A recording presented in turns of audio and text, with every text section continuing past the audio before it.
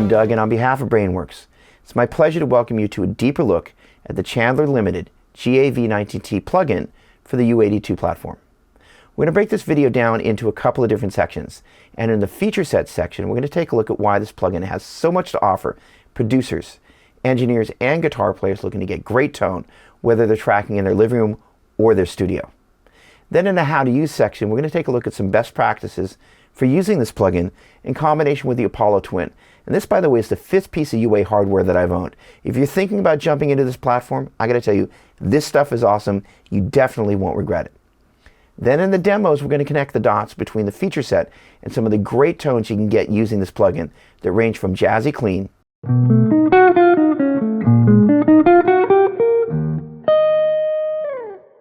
to chimey jangle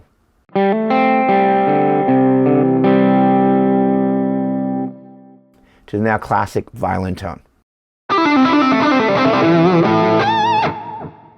So let's get started. The Chandler GAV19T Amplifier has become the studio darling for a ton of producers and engineers for a couple of great reasons. First of all, it does a great job of nailing the classic tones of vintage Vox, Marshall, and Chandler amplifiers. Those are classic tones you're going to go to over and over again. And the feature set is perfect for the studio. You have the ability to manipulate the tone and gain structure for both the preamp and the power amp sections, which is huge. All right, the bias control allows you to choose how hot or how cold you run the preamp tubes to again emulate the tone of vintage Vox, Marshall, or Chandler amplifiers.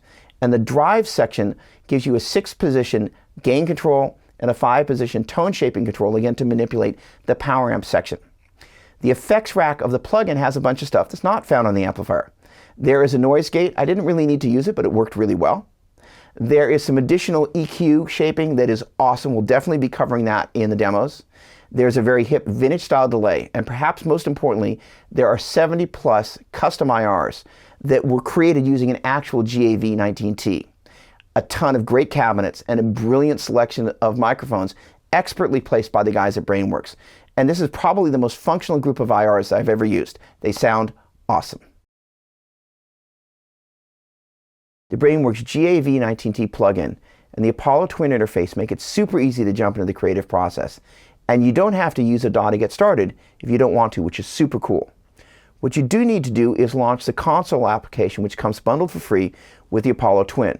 And in turn, you're going to want to launch an instance of the GAV19T plugin, which you can try on a 14-day demo, and boom, you've got instant tone on tap without having to place a single mic. That's awesome.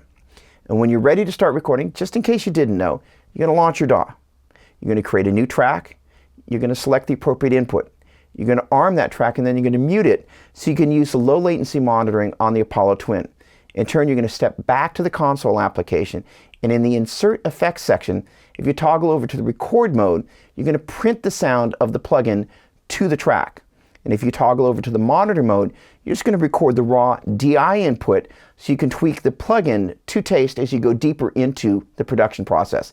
Gives you a ton of options, which in turn gets us to the demos. For the demos, we're going to walk successively through the 5 different settings for the tone shaping control in the drive section of the GAV plugin. And besides the GAV, the only other plugins we're going to use on the guitar tracks are a little bit of the RealVerb Pro for some spring reverb, as well as the CS1 for the stereo ping pong delay you're going to hear on the second demo. In case you didn't know, both those plugins come bundled for free with the Apollo Twin. Pretty cool. All right, the first demo is going to start off in the off position of the tone shaping control. And that's great for clean tones for both guitar and bass. And for this demo, we're going to be using it for both.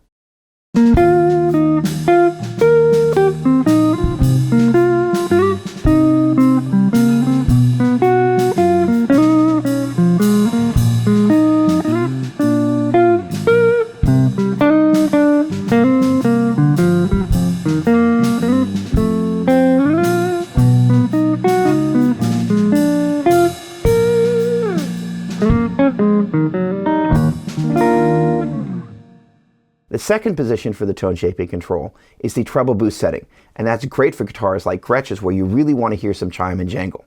As I mentioned before, we're going to be using a little bit of the CS1 for some stereo ping pong delay.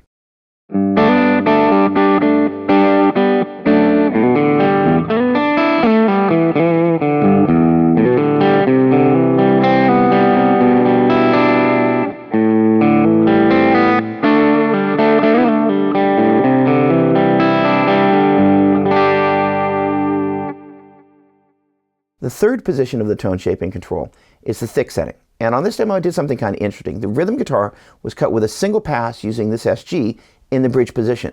And in turn, I used two different instances of the GAV, panning one left and the other right, and then using two different IRs for those two different instances of the GAV, so I got stereo separation off of one rhythm guitar track. Really cool. Saved a lot of time.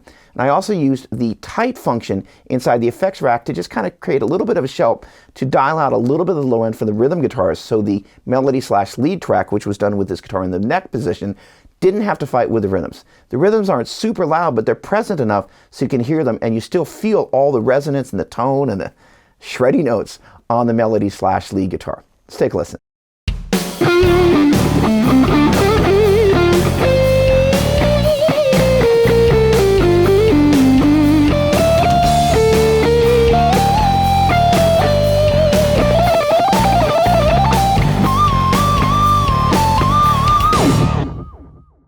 The fourth position of the tone shaping control is the aggressive setting. And interestingly enough, this is the one that I used to kind of take a stab at the violin tone made famous by Eric Johnson. It's not too dissimilar to some of the tones that Joe Bonamassa goes for.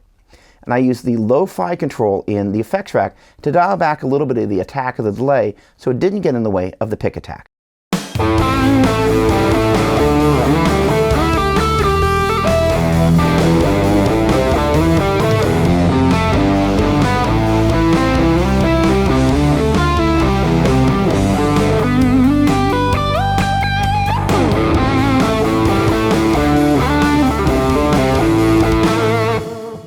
The fifth position of the tone shaping control is the mid setting. And in combination with my Nash Tele, which is one of my favorite studio guitars, the plug-in just did a great job of responding like a tube amp.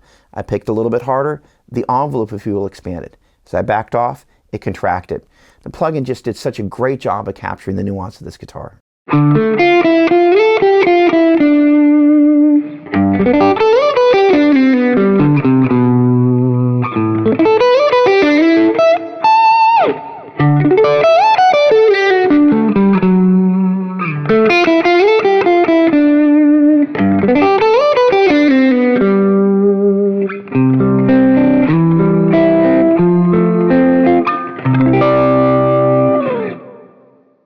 On behalf of Brainworks, I'd really like to thank you for checking out this video. And for more information about the Chandler Limited GAV19T plugin for the UAD2 platform, please visit the Universal Audio website. Thanks again for watching. Cheers.